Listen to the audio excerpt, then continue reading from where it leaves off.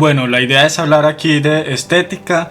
Voy a intentar responder a la pregunta de que si es posible acaso hablar de una estética desde el pensamiento reaccionario. Aquí voy a seguir a Nicolás Gómez Dávila, que ya saben pues que es un autor que me gusta mucho, pero la idea es continuar quizá con otros autores sobre este mismo tema. Y bueno, Nicolás Gómez Dávila tiene un texto muy conocido llamado El auténtico reaccionario, precisamente donde explica de qué va ser un reaccionario, y yo este texto lo comenté y lo expliqué también en un video pasado. En este mismo texto yo creo que ya nos deja vislumbrar ciertas posturas estéticas que tiene él. Por ejemplo, dice: el reaccionario no aclama lo que ha de traer el alba próxima. Esto es lo que haría, por ejemplo, un progresista. Y continúa: ni se aterra a las últimas sombras de la noche. Es lo que haría un conservador. Dice él: su morada se levanta en ese espacio luminoso donde las esencias lo interpelan con sus presencias inmortales. También dice: persigue en la selva humana la huella de pasos divinos. O sea, el reaccionario no busca aquello que se esconde en el futuro, y tampoco se aferra en aquello que ha dejado el tiempo. No es ni un progresista ni un conservador, sino que tiene esta postura que bien podríamos calificar de metafísica o incluso mística, y que vamos pues a ir viendo a lo largo pues de este video. El aspecto más básico por el cual podríamos comenzar, que yo creo que es importante comenzar por aquí, es la cuestión ontológica que tiene Gómez Dávila. Esto lo explica principalmente en Textos 1, cuando él se refiere al ser, y esto me parece pues importante en su postura estética. Él dirá que este ser no es ni una cosa neutra, no es una cosa indiferente, no es una cosa pasiva, no es una especie de átomo, no es que sea una cosa inerte, sino que el ser se halla fundado en opción. Todo ser es un valor optado. La opción es la adhesión del ser a un valor. O sea, cada ser tiene una opción de un valor. Valor y ser son dados con simultaneidad en la opción que es ser concreto. Todo valor es opción de un ser. ¿El valor qué es? El valor es llamamiento a que un ser acude. Ser es réplica a la voz que llama. Valor es todo aquello susceptible de opción. Para yo entender bien esta cuestión del valor que intenta integrar Gómez Dávila, yo lo entiendo como una especie de causa final, como que cada ser tiene en sí mismo un fin entendido pues fin no como límite, sino fin como una dirección optada por este ser. El valor es la razón del comportamiento óntico, dice Gómez Dávila. El valor también es dado. El ser no escoge su valor, es dado. Cada ser tiene pues su valor, y si mucho hay unos seres que pueden rebelarse ante ese valor o hacer caso a este llamamiento. Como había dicho Gómez Dávila, valor es llamamiento a que un ser acude. Dice también: ningún ser se confiere a sí mismo el valor por el cual opta. Su aceptación no es opción, sino acatamiento del valor optado. Su rechazo no es ignorancia del valor, sino rebeldía. Insisto pues que todo esto lo tomo de Textos 1. Un valor, por ejemplo, sería el valor de simplemente permanecer. El valor que podría tener una roca, por ejemplo. También el vivir en sí mismo es un valor, el cual tienen los animales. Los animales optan por este valor que es el de vivir, mantenerse, digamos, casi que ciegamente en esa actividad, en ese ser viviente. ¿Y el hombre? ¿Cuál es el valor del ser humano? El hombre tiene conciencia de sí, y al ser consciente de sí se hace individuo. Dice él: el individuo es obligación de construirse, la individualidad es vocación de persona. Aquí ya estamos hablando de vocación, de una dirección. Construirse en persona, hacerse persona. También dice: cada individuo afronta la vocación que lo elige, la privada evidencia que lo llama. Nuevamente aquí como esta analogía que hace, esta metáfora que hace Gómez Dávila del valor como una voz que llama, como un llamamiento. El valor del hombre, por tanto, es una vocación que no elige el hombre necesariamente. Esa vocación es de hacerse persona, de construirse, de lograr la plenitud. La plenitud es la armonía de lo que es y de lo que posee con lo que desea y con lo que crea, dice Gómez Dávila. Y aquí entra esta situación contradictoria y paradójica del hombre, porque vemos una plenitud, o podemos imaginar por lo menos una plenitud perfecta que podríamos llamar Dios, y deseamos dicha plenitud, pero nos vemos totalmente en un mundo imperfecto y nos vemos a nosotros mismos como imperfectos. Dice él: todo en el hombre es deseo, anhelo, ímpetu, codicia. El hombre es ambición inmortal y ebria de plenitud serena. La pulpa dura, lisa, tersa del ser es su delirio, su destino y su empeño. Aquí nos está diciendo su destino, nos está nuevamente hablando de esa vocación, la vocación básicamente de esa plenitud, de ese ser pleno. Es el deseo a la plenitud total. También dice: el hombre es un deseo que fracasa, un anhelo que no se cumple, pero el hombre no es el ser que fortuitamente fracasa, que casualmente no logra. El hombre es el ser que no logra. Ser hombre es no lograr. Esta es la condición paradójica de la que había hablado.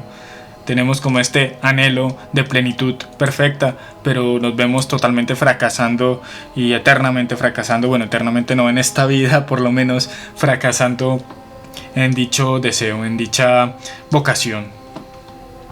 La conciencia del hombre es conciencia de su impotencia, es conciencia de su condición. Bueno, más o menos aquí se sugiere cómo aparece la conciencia según Gómez Dávila, ese choque mismo de mi deseo contra un mundo que me es hostil, de una naturaleza que no corrobora para avanzar a dicha vocación, a dicho deseo de plenitud. Con lo dicho podríamos distinguir dos tipos de hombres. Unos ven esta solución de este fracaso natural e incluso necesario del hombre, la ven en la inmanencia, o sea, en esta vida podemos solucionar dicho problema. Mientras que otros ven la solución en la trascendencia. Los primeros sería básicamente el hombre con el que se pelea Gómez Dávila, este hombre moderno, liberal, democrático. Que no voy a explicar esto mucho tampoco porque no es la idea del video, pero este hombre de cierta forma se deifica en este pensamiento moderno según Gómez Dávila. Aquí aparecería el humanismo, quien le arrebata los derechos a Dios y se los otorga al hombre. También este hombre ve la redención en el futuro, la redención de su condición fracasada. Aquí sería el mesianismo, una especie de mesianismo o lo que llamaríamos progresismo. El verbo técnica, como dice Gómez Dávila, la técnica, la tecnología es el verbo, es el logos, es el Cristo, pues para este hombre liberal democrático.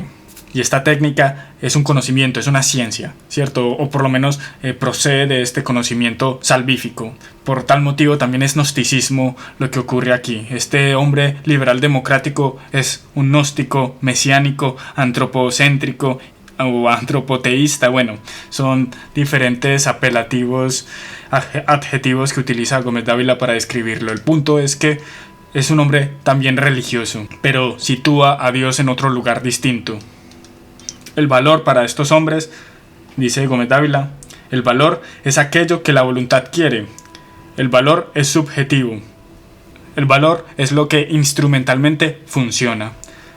¿Cierto? Ya el valor no es algo que nos trasciende, algo que nos impuesto o algo que nos es dado, sino que nosotros desde nuestra voluntad elegimos lo que es y lo que no es valioso. Pero Gómez Dávila insiste, el valor es dado, el valor se impone, el valor es ya trascendencia de por sí.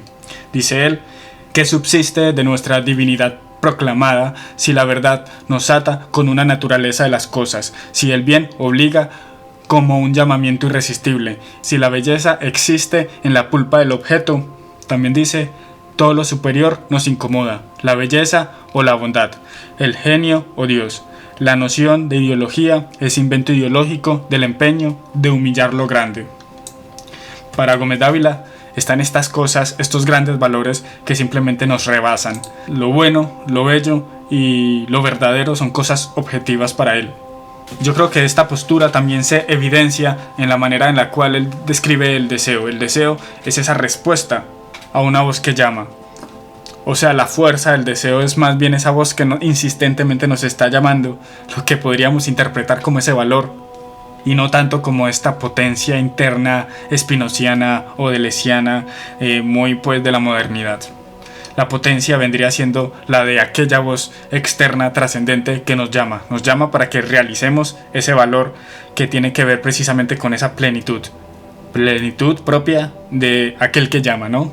Obviamente se refiere Gómez Dávila a Dios. La libertad del hombre sería el noble privilegio de incumplir nuestro deber, de hacer caso omiso a esa voz. Bueno, el punto es que aparece Dios. Dios nace en el misterio de las cosas. Dice Gómez Dávila en varios escolios, voy a citar muchos escolios, yo creo que he contemplado pues todos los textos que conozco de Gómez Dávila. En varios escolios voy a leer algunos. Dice: la sed de lo grande, lo noble, lo bello es un apetito de Dios que se ignora. También dice: Dios es la substancia de lo que amamos. Dios es la razón del sabor de la cosa que deja de ser insípida. No invocamos a Dios como reos, sino como tierras sedientas. Para Gómez Dávila hay una certidumbre que es concreta, mística, sensual, carnal, que se impone básicamente al alma. Que es una experiencia sagrada, que genera terror, reverencia, respeto. Es la certidumbre básicamente de Dios, que como había dicho, aceptamos o rechazamos. Gómez Dávila es un fideísta básicamente, él considera que la existencia de Dios es casi que una obviedad. Dice él: la religión es el temblor que el sacudimiento de nuestras raíces transmite a nuestras ramas. Todo acto para él está orientado por una opción religiosa. Está circunscrito por una noción de Dios. Como había comentado, tanto este hombre ateo, entre comillas pues ateo, democrático, liberal, etcétera, etcétera, también es religioso de cierta forma, ya sea un panteísta, gnóstico, antropoteísta, insisto pues que esto lo voy a tocar más tarde, pero también lo he tocado pues en varios videos.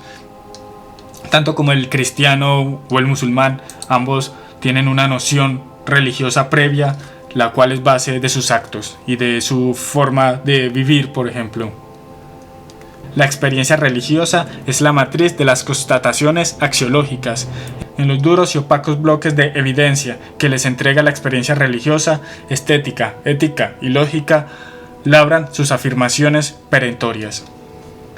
En el mundo pues de la axiología es como si la religión fuera el tronco y la estética, la lógica, la ética fueran sus ramas. Si se mueve el tronco, se mueven sus ramas también. Y esta idea de Dios que aparece trae consigo la noción de hombre. Tras la conciencia de Dios aparece el hombre. El hombre aparece cuando Dios nace, en el momento en que nace y porque Dios ha nacido. Y en las épocas en las que Dios muere, el hombre se animaliza. Como comentábamos, la vocación del hombre es esa plenitud total. Esa plenitud total, bien podríamos llamarla Dios. Pero el hombre se choca con un mundo que solo le ofrece hostilidad. Por ese motivo y por esa razón es que se funda para Gómez Dávila la conciencia. El hombre tiene, por tanto, que deliberar sobre cosas finitas, ya que no consigue, por tanto, lo infinito. No le basta al hombre con solo vivir ciegamente como lo hace un animal, sino que el hombre quiere siempre algo más. Y bueno, ese elemento hostil, ese no yo, como diría Fichte, ¿no? Ese sería el mundo. Dice Gómez Dávila: a la luz de esas exigencias de su razón, el hombre lentamente procede a la postrera creación del mundo. El recinto limitado que trazaban sus apetitos materiales se ensanchan y se transforman en el universo que la verdad explica, el bien ordena y la belleza ilumina. Verdad que solo cumple sus propósitos al realizar una coherencia interna que refleja la inmutabilidad divina. Y ese mundo adquiere sentido precisamente por Dios. Las cosas tienen un significado cuando las vemos como Dios las ve. No hay que buscarle significado a lo que tiene valor, porque tener significado es tener valor. El valor es ese elemento, como había dicho, trascendental de la cosa, del ente, del ser. Y tener valor es tener significado. Hay que creer en Dios para poderles atribuir importancia a las cosas, dice Gómez Dávila. Y eso me hace pensar en otro reaccionario, que es este René de Chateaubriand, creo que así se pronuncia su nombre, en donde en su libro El genio del cristianismo también toca el tema, bueno, toca bastante el tema de la estética en este libro, y habla de que una de las causas por las cuales los modernos, según él, tienen menos gusto que los antiguos o que los medievales es la falta de fe. La incredulidad hace que uno adquiera menos gusto.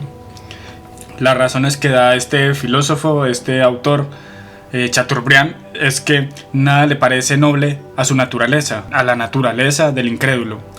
Destierra de sus obras lo infinito, dice Chateaubriand, porque no lo cree, no cree posible lo infinito.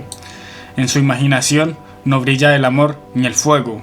No se advierten en sus obras pensamientos robustos y vigorosos, ni respira en ellas la inmensidad, porque falta la divinidad. También dice este filósofo, y esto me recuerda mucho también a Gómez Dávila, es muy interesante ver esta posición más romántica del cristianismo, es que para Chateaubriand la religión es en sí misma una pasión. Hay una manera positiva, y esto es lo que se me asemeja a Gómez Dávila, o más o menos hay una forma positiva de ver a la pasión, cosa que no ocurría en otros filósofos más antiguos de la patrística, estos primeros cristianos que tenían algunos un cierto tufillo más estoico. Esta religión como pasión bien se podría llamar de forma peyorativa fanatismo, pero obviamente Chateaubriand lo ve como algo positivo. Dice que esta pasión proporciona tesoros inmensos al poeta, porque mueve esta pasión a una hermosura de mayor plenitud y de mayor eternidad y de mayor fuerza y digamos de mayor totalidad o de una absoluta totalidad. Y ya para adentrarnos en un aspecto más metafísico de la estética de Gómez Dávila, lo cual es muy complicado porque Gómez Dávila no precisa mucho en sistematizaciones, pero si tocase hacer una sistematización filosófica al respecto, yo creo que no se diferencia él mucho a la tradición escolástica clásica, en donde la belleza es en sí también una especie de trascendental. Ya sea pues a veces dicen unos que un trascendental, otros dicen que es convertible a lo bueno, al bonum o incluso a lo verum, a lo verdadero. Bueno, ¿qué son los trascendentales? Los trascendentales son predicables a todo lo que existe. O sea, se le puede predicar al ente. Por ejemplo, si se entiende al ente, si se considera al ente en sí mismo, uno de sus trascendentales es res, o sea, cosa. Puedo decir del ente que es una cosa, ¿cierto? Cuando me refiero al ente en sí mismo. También puedo decir que es unum. Aquí ya estoy aludiendo a una negación de división de dicho ente. Pero si me refiero al ente en relación a otra cosa, puedo decir que es algo, aliquid, bonum, bueno, verum, verdadero. Es bueno si hay una conformidad con la facultad volitiva del alma, y verdadero si hay una conformidad con la potencia intelectiva del alma. Gómez Dávila no se pone pues a hacer estas precisiones que yo estoy haciendo, pero mi punto es que creo que por lo menos él está como operando dentro de esta tradición filosófica escolástica, no absolutamente, pero sí creo que hay algo de esto en él. Dice por ejemplo Gómez Dávila: la verdad es belleza, evidencia donde el objeto se consume en su inmovilidad de esencia. Aquí ya me está como relacionando o identificando la verdad con la belleza, lo cual sería posible en la escolástica si se entiende pues que ambos son trascendentales. Dice que la verdad es la dicha de la inteligencia. En otras partes llega a decir que la belleza es una promesa de felicidad cumplida. Esto lo dice en un escolio que pongo en pantalla. Y la tradición escolástica, Santo Tomás dice que la belleza es aquello que visto agrada. Yo creo que esto se conserva en Gómez Dávila, y es que el mayor placer para Gómez Dávila, según él en notas, es el conocimiento.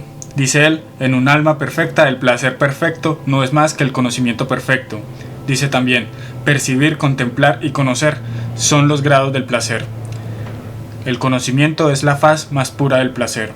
Ya que nuestra impotencia es absoluta, busquemos, por lo menos, el cruel placer de la verdad.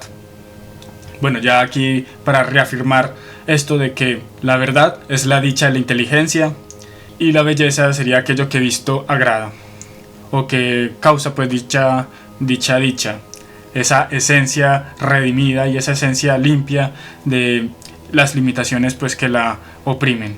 La esencia es el objeto mismo redimido de las limitaciones que lo oprimen, el objeto completado, intacto, puro.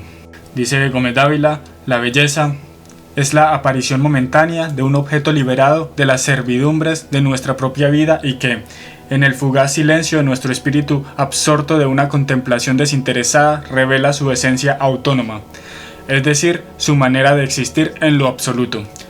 Cierto, el punto es que hay una relación importante, quizás una diferencia de razón entre belleza y verdad. Pues, o sea, puede ser lo mismo, pueden ser convertibles con esta diferencia de razón que digo. Esto pues probablemente, no estoy diciendo que sea absolutamente así, pero sí hay semejanzas. Cuando dice que la contemplación desinteresada revela su esencia autónoma, ¿cierto? Está hablando de revelar la esencia autónoma, cosa que le es propio pues a esa verdad, que es la abstracción, diríamos, de la esencia o del universal o de la forma, etc. Según esa cita que acabo de leer, aclarar que desinteresada, si seguimos lo que decía Gómez Dávila, lo que dijimos en el comienzo, desinteresada sí, pero de esa utilidad de la vida, de esos valores más propios pues del organismo vivo, del organismo biológico, pero no en el sentido pues del ser humano como este ser que conoce, ese ser personal y demás. Dice Gómez Dávila, la belleza es el símbolo inmóvil de la movilidad. También dice, la belleza es aquello que crea en nosotros la unidad. Y como había dicho, Gómez Dávila no es mucho de sistematizar. Yo creo que la estética de Gómez Dávila se tiene que entender de un punto de vista mucho más místico. Y aquí entra una categoría que él usa bastante, que es esta de la sensualidad. La sensualidad, dice él, es el ser redimido de servidumbres y de fines. El ser como finalidad interna de sí mismo, plasmada en su compacta autonomía. Bueno, este ser redimido de servidumbres y de fines se parece un poco a la definición que habíamos leído de la belleza, cuando decía que la belleza es aparición momentánea de un objeto liberado de las servidumbres de nuestra propia vida. Bueno, la sensualidad es la significación colmada, la presencia suficiente, dice Gómez Dávila. Recordemos que esa significación colmada se da en el momento en el que vemos las cosas como Dios las ve. Eso nos lo decía Gómez Dávila en citas que leí previamente. Las cosas tienen significado cuando las vemos como Dios las ve. La sensualidad es el origen del amor y su cumplimiento supremo. ¿Cuál amor hablaría aquí Gómez Dávila? Yo creo que esto, como dije, se entiende si lo entendemos con un corte más místico. Y esto pues me recuerda al mismo San Juan de la Cruz, en Cántico Espiritual, por ejemplo, que es básicamente una canción de amor entre el alma y Cristo, entre el alma y el verbo. Hay un señor llamado José Luis Aranguren, que en estos días me compré un libro, y él, precisamente refiriéndose a esta obra de San Juan de la Cruz, la de Cántico Espiritual, dice que es una consumación de unión amorosa. También dice que es un poema profundamente erótico, y establece pues esta analogía que creo que es bien sabida entre la unión mística y la unión erótica. Gómez Dávila va por este camino. Yo creo que cuando habla de sensualidad no se refiere pues para nada a una cuestión erótica, y esto nos lo deja ver en bastantes escolios y bastantes textos en donde se mete fuertemente con la cuestión sexual. Y si intentáramos hacer una estética de San Juan de la Cruz, yo creo que nos encontramos con cosas también muy Gómez Davilianas. Por ejemplo, cuando San Juan de la Cruz dice que las cosas del mundo de cierta forma traen noticia y mensaje de Dios, y obviamente el objetivo para San Juan de la Cruz como místico es esta consumación amorosa entre su alma y Dios. Y las cosas del mundo, a pesar de que tengan esa hermosura y ese ser que ha sido dado por Dios, no van a saciar nunca, porque lo único que sacia es Dios. Y yo creo que por aquí va bastante Gómez Dávila, por este mismo camino. Él llega a decir, mejor no ser nunca nadie, mejor no ser nunca nada que matar en nosotros el deseo, que extinguir nuestra sed. Y regresando al tema de la estética, si entendemos que la estética intenta explicar aquello que es la belleza, Gómez Dávila distingue dos tipos de estéticas. Hay un tipo de estética que él llama intelectualista, esto lo dice pues en notas, donde la belleza es un término complejo, en donde se intenta pues integrar de forma lógica y de forma filosófica a un sistema pues filosófico y lógico. Mientras que hay unas estéticas místicas, que ven en la belleza un término simple para integrar, pero a la vida. Dice él, si nos preguntan qué es la belleza, contestemos qué es eso que se halla en tal o tal obra. Y si nos preguntan qué es lo que se halla en tal o tal obra, contestemos qué es la belleza. Y ya para terminar, leer algunos escolios de Gómez Dávila referente a cuestiones más propiamente del arte. Por ejemplo, Gómez Dávila, como yo creo que ya se ha visto en todo el video, está muy de acuerdo con esta relación entre arte y religión. Dice, por ejemplo, que al divorciarse religión y estética, no se sabe cuál se corrompe más pronto. Cuando Dios se ausenta encerrándonos en el mundo, el arte es el último postigo que obtura. Toda obra de arte nos habla de Dios, diga lo que diga. Bueno, estos son algunos escolios. También llega a decir que el arte es religión, pero que abortó finalmente porque sus adeptos no entendieron que el arte no era Dios, sino profeta. Bueno, él dice pues que la estética que se inventó pues en el siglo XVIII era casi que una forma de reemplazar la teología o el pensamiento religioso y bueno, simplemente como que eso no tenía forma de sostenerse. Dice que el arte es objeto puro ofrecido a nuestra hambre de Dios. El arte es, ante todo, sensualidad. Otra vez aquí la cuestión sensual. Para Gómez Dávila el arte tiene que ver más que todo con una cuestión de artesanía. No ese arte sacralizado que, como bien dice, que no es Dios sino profeta, sino que el artista tendría que ser más que todo como un artesano. Dice él, el artista auténtico trabaja con mentalidad de artesano. El mayor irrespeto con la obra de arte está en tratarla como objeto costoso. Ningún ricacho, felizmente, puede colgar un poema en las paredes de su casa. No hay que creer en la vocación, sino del que, como Sócrates, no cobra. La filosofía, las letras, las artes, las ciencias humanas son los actuales sectores de mayor desempleo disfrazado. Y también yo creo que se puede llegar a entender la postura que tiene Gómez Dávila con lo que entiende él por cultura. Él entiende que la cultura es infecunda, que es la repetición de unas pautas que están carentes de su fundamento, que si bien por ejemplo los indígenas, por ejemplo de acá de Colombia, que muchos de ellos tendrán sus vidas normales, vestidos como un occidental cualquiera, pero en el momento en el que llegan turistas gringos se visten con sus taparrabos, sus plumas y comienzan pues a elaborar danzas y los rituales que antes tenían un fundamento pero ahora simplemente no, ahora se convirtieron en cultura, una repetición de pautas sin fundamento, que como habíamos dicho ese fundamento siempre es religioso. Dice Gómez Dávila, su participación en actividades culturales distingue al vulgo del hombre culto. Cuando la astucia comercial de los unos explota la beatería cultural de los otros, se dice que la cultura se difunde. Las actividades culturales son invento de cuco para estafar bobo. La cultura no es tanto la religión de los ateos como la de los incultos. Bueno, aquí una postura bastante hostil con esto que entiende él por cultura. También, obviamente, se va a enfrentar contra ese arte que tiene una ambición política o una postura militante. Dice, la obra de arte que satisfaga al militante político, cualquiera que sea su partido, es insignificante.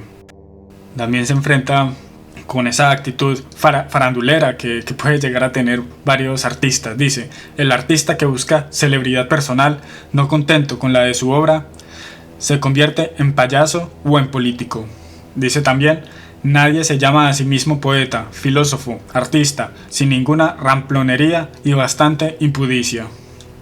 Yo creo que también se puede deducir la actitud que tiene frente al arte moderno y el arte conceptual o el arte contemporáneo o el arte abstracto. Refiriéndose al arte abstracto, dice, el diablo patrocina el arte abstracto, porque representar es someterse. El arte, de cierta forma, es una materia sometida, según Gómez Dávila, para divisar unos valores. Los valores tienen este carácter trascendental. La axiología, dice él, es la auténtica teología natural. El arte, dice él, es ese postigo por el cual estamos viendo a Dios en este mundo encerrado. La imaginación, dice también, desnuda blandos cuerpos. También dice que el artista lo que tiene que hacer es jugar con la imaginación de sus espectadores. También dirá en otros lados que el arte es una especie de mapa, un mapa en donde se hallan pues precisamente estas presencias divinas que podríamos entender como los valores. Y aparece la figura del bárbaro. Esto es muy interesante, esto lo dice más que todo en Textos 1. La figura del bárbaro es esta persona que ignora los valores, ignora la función de las obras, de las cosas. Básicamente bárbaros somos casi que todos los modernos, todos los contemporáneos, que estamos en un mundo lleno de cuestiones que estamos ignorando porque previamente cumplían un valor religioso. El bárbaro sería como aquel sujeto que llega a una civilización sin entender de qué va la cosa, sin entender qué función cumplen las cosas que observa. Y ya para terminar voy a leer, referente al bárbaro, esta cita de Gómez Dávila. Estupefacto ante el esplendor que asegura, el hombre desatiende el valor que arde en las nobles presencias que venera, y acepta su impetuosa grandeza como pertenencia legítima de grandeza de su desnuda condición. El hombre admira sus obras, y pronto idolatra sus manos. El hombre olvida la función que sus obras cumplen, y les atribuye el valor que solo realizan. La obra se alza en única presencia venerada. En su sombra palidecen y se esfuman los grandes espectros axiológicos. La obra, creación del hombre, parece depender del hombre solo. Su valor es reflejo del hombre que la crea. El valor abandona el universo y adhiere a la condición humana. El hombre funda el pomposo culto de sí mismo.